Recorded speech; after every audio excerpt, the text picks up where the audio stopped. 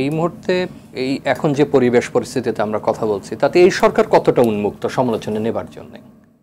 মানে আমরা যদি আগের সরকারের সমালোচনা করি, মানে আমরা উপদেষ্টা সম্পর্কে কতদূর সমালোচনা করতে পারি বা সরকার সম্পর্কে কতদূর সমালোচনা করতে পারি সেটা খুব জরুরি। তার উপরে নির্ভর করবে আসলে আপনার আলোচনা কতদূর যায়। কারণ যেমন দেখেন আমরা অনেকটা এখনো একটু রয়েছে বলছে, আমাদের শিক্ষার্থীরা অনেক উন্মুক্ত, তারা খোলাখুলি বলতে পারেন, আমরা তো সেভাবে পারি না।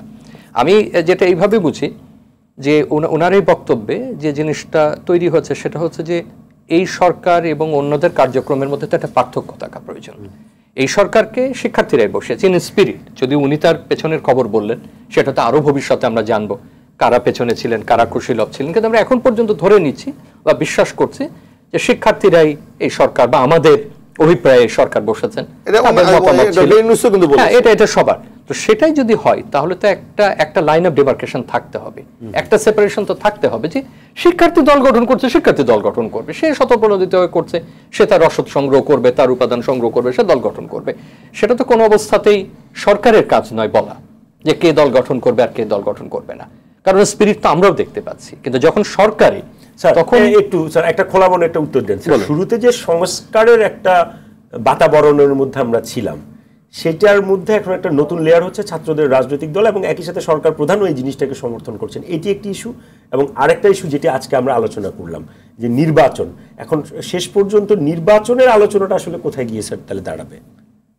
নির্বাচনের আলোচনা সংস্কার আদৌ যে সংস্কার সেটা হয়ে নির্বাচন বিচার হয়ে এগুলো কোথায় গিয়েছে? আমি এই জন্য শুরুতে একটা কন্ডিশন আরোপ করে দিলাম সঞ্চালক হয়ে আপনার উপরেও, যে আসলে যে প্রশ্নের উত্তরগুলো আমরা চাইছি এটা তো সামাজিক মাধ্যমের দেয়ালে লেখন না, আপনাকে খোলাখুলি বলতে হবে জনপরিসরে, টেলিভিশনে বলতে হবে, পত্রিকায় বলতে হবে, রেডিওতে বলতে হবে, জনপরিসরে বলতে হবে। আপনাকে সেই নিশ্চয়তা দিতে হবে যে সরকার আপনাকে সেই উন্মুক্ততা দিচ্ছে কিনা বলবার। আপনি কি এরকম আশঙ্কা করেন যে আমি আর আপনি খোলাখুলি বললাম পরে বিপদে পড়ে যাব? প্রধান উপদেষ্টার বিবৃতির পরে এর বাইরে আমি আর কোনো বিবৃতি শুনছি না। ঠিক যে শব্দে আপনি বলছেন, যে শব্দে আমি বলছি, যে শব্দে গণমাধ্যম বলছে, এমনকি আমার মনে হয় যে রাজনৈতিক প্রত্যুত্তরটা আরো নরম, যে কষ্ট পেয়েছি, মানে সেটা ধরুন ওনার নেতার বিষয়, আমি মনে কষ্ট পেয়েছি, উনি এটা না বললেও পারতেন, আমি হয়তো বলছি যে ভাই এটা না বললে ভালো হতো ইত্যাদি।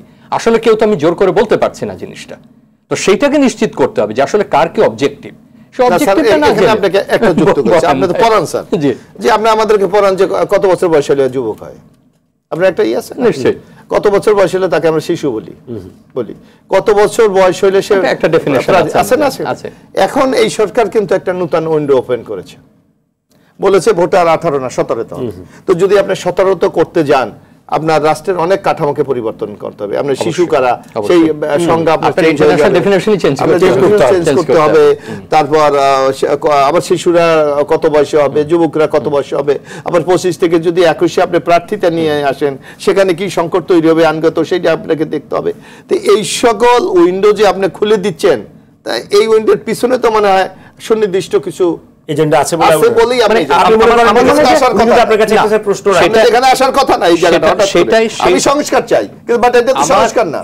এটা আসলে উনি রাজনীতির মানুষ, উনি আরো স্পষ্ট বলতে পারছেন। আমার কাছে যেটা মনে হচ্ছে যে এই ধরনের বক্তব্যগুলো প্রথমত নিরপেক্ষতার প্রশ্ন এই কারণে জরুরি ছিল যে আমরা ভেবেছিলাম যে এই সরকার নিরপেক্ষভাবে একটা সংস্কার রূপরেখা তৈরি করবে এবং সেই সংস্কার রূপরেখার একটা আলোচনা হবে।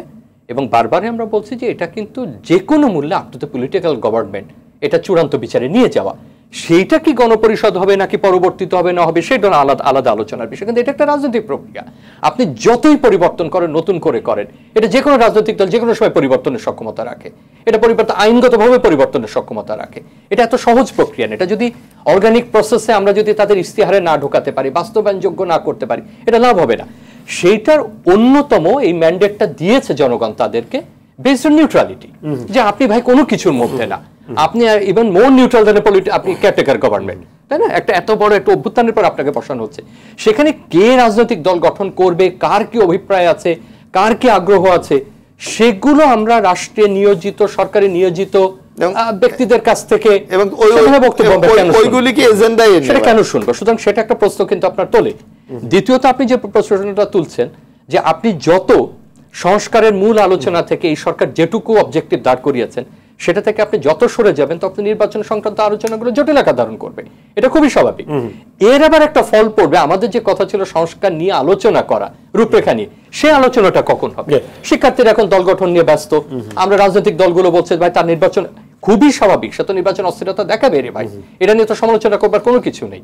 এখন প্রশ্ন হচ্ছে যে তার সাথে যে নেগোসিয়েশনটা দরকার, যে তোমার নির্বাচনও হবে, আমার সংস্কারের আলোচনাটাও হবে, শিক্ষার্থী রাজনৈতিক দল গঠন করবে, কিন্তু অন্য তার ক্যাম্পেইনগুলো থাকবে, যেটা একটু আগে আপনি অবরোধের ক্ষেত্রে বলছেন, সেই জায়গায় বড় বড় ঘাটতি তৈরি হচ্ছে। আমার দৃঢ় বিশ্বাস এই আলোচনা আপনি রমজানের পরে হয়তো আরেক ধাপে করবেন, রমজানের আগে হয়তো আরেক ধাপে আপনাকে করতে হবে, যে সরকারের অন্য যে সরকারের হিসাবে যে দায়িত্ব, অর্থনীতি, অন্যান্য সার্ভিস ডেলিভারি, গভর্নেন্সের, সেইটা কোন পর্যায়ে থাকে, এবং তারপরে এমন হতে পারে নতুন ফেজে। সুতরাং এইগুলোর মধ্যে হচ্ছে আপনার সংস্কারের আলোচনা হারিয়ে যাচ্ছে, সংস্কারের রূপরেখার আলোচনাগুলো হারিয়ে যাচ্ছে, এবং রাজনৈতিক দলগুলোকে অস্থির করে ফেলছি আমরা, সেটা নতুন যে দল গঠন করবে তারা হোক এরা হোক। আরে ভাই, এটা তো কোশ্চেন না যে আমার জুলাই হবে না ডিসেম্বরে হবে, কিন্তু একটা আভাস তো আপনাকে পেতে হবে যে এই পর্যন্ত আমার সংগঠন হয়েছে, এই পর্যন্ত আমি গুছিয়ে এনেছি। তারপরে আপনি যদি সমস্ত কিছুতে প্রতিদিন এই ধরনের একটা প্রশ্ন স্যার আমি দুজনের কাছে রাখছি, মোশাররফ ভাই উত্তরটা দিতে পারেন।